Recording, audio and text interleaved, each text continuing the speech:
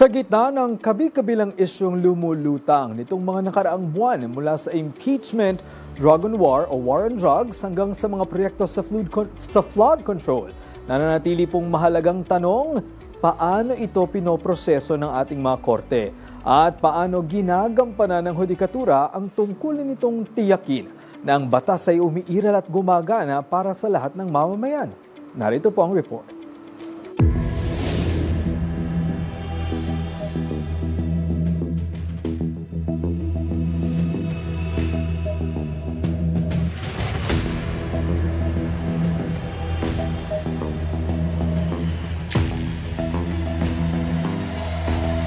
Mayroong tatlong sangay ng gobyerno. Ang executive branch na binubuo ng presidente at kanyang gabinete. Ang legislative branch naman na binubuo ng Senado at Kamara. Pero ngayon, tututok tayo sa judicial branch na silang tagapaghusga ng batas at tagapagtanggol ng ating karapatan. Upang mas maunawaan ang mga uri ng iba't ibang hukuman sa Pilipinas, tingnan natin ito na parang isang hagdan mula sa pinakamataas na antas, pababa sa mga lokal na hukuman. Ang Supreme Court ang pinakamataas na hukuman ng bansa. Binubuo ito ng isang Chief Justice at 14 na Associate Justices. Mayroon itong dalawang pangunahing kapangyarihan. Una, original jurisdiction o ang direct ng pagdinig ng ilang kaso gaya ng habeas corpus sa writ of amparo. At pangalawa, ang appellate jurisdiction. Dito sinusuri ang mga kasong nagmula sa mas mababang hukuman. Ang pangalawa sa pinakamataas na hukuman sa bansa ay ang Court of Appeals. Ito ay binubuo ng presiding justices at 68 associate justices. Tungkulin itong suriin at balikan ang mga desisyon ng regional trial courts at ilang ahensya ng pamahalaan. Maaari rin silang magpalabas ng writ. Next stop, Sandigan Bayan.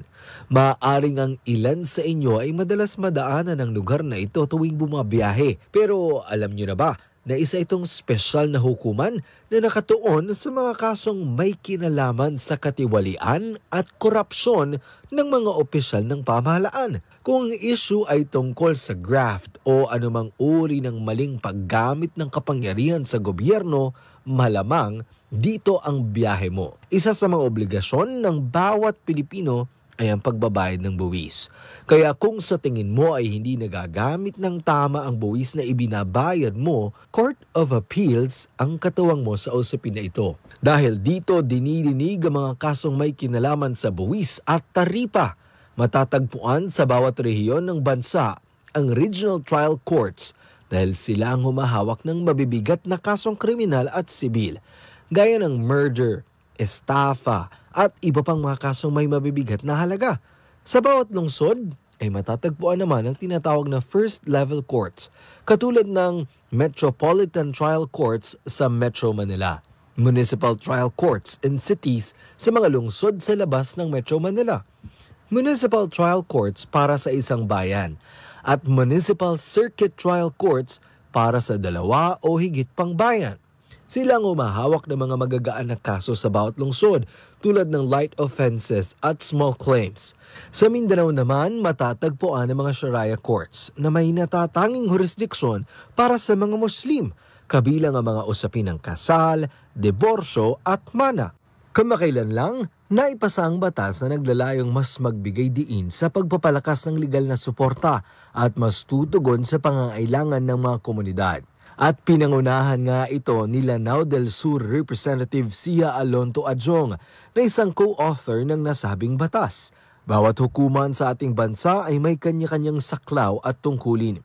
Kaya kung usaping kaso at pananagutan, tandaan, hindi iisa ang daanan.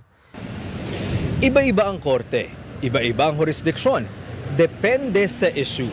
Pero ang layunin ay iisa, ang mapairal ang hustisya para sa bayan. Dahil sa gitna ng mga nagaganap na issue sa ating bansa, dapat bukas din ang ating kaalaman tungkol sa kanilang mga pananagutan. Kaya't mahalagang tandaan, mainam na ang may alam. Dahil the more you know, the better.